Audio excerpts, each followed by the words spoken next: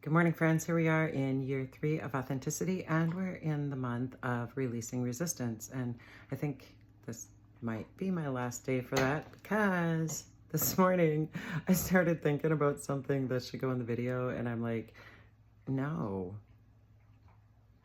So that's resistance, isn't it? So I have to do that topic. Like, that's nobody's business.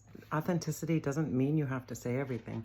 Like, yeah, I know, but that's resistance. So let me ask you this. Has anyone ever given you a lemon? And anytime you're handed a lemon, 16 people are going to say, well, you just got to make lemonade, right? And you do. But to make the lemonade, first, you got to find a knife. And then you got to cut that lemon open and dig out the seeds. And then you have to either squeeze it really hard or you have to put it on one of those things where you're smashing and grinding. And you got to get the juice out. And I'm betting if the lemon could talk, it would say, wow, that really hurts. Then when you're done with that, you got to find something sweet to mix to it. And you got to find some fresh water. And then you have to mix it all together in the right proportion, right?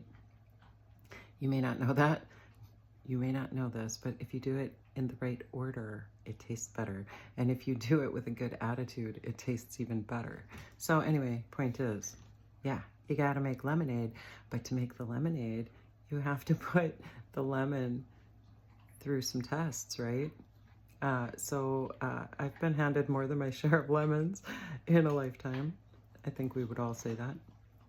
And I'm watching people managing some really big lemons right now. And the thing is, the kindest thing you can do when someone's going through that, whether you love them or hate them or don't have any feelings about them at all, is just shut the F up, right? Talking about people when they're going through a struggle under the guise of concern, when it's not really concern, it's just feeling important because you have information other people don't have. That's not okay, and it doesn't help anybody, and it's not loving. It just shows that maybe you need a few more interesting things in your life. And me too. I'm not immune to it. I try so hard to never talk about anyone who's not in the room with me, and sometimes I fail.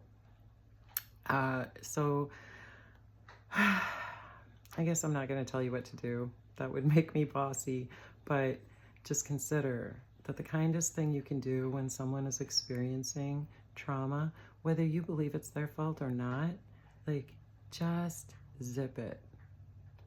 They will talk to you if they want to, but if they know that you're going to be talking about whatever they say, they are never opening up to you. So it's not really helpful to them, is it? All right, that's what we got today. You go have a good day, I'll have a good day, and I'll see you tomorrow.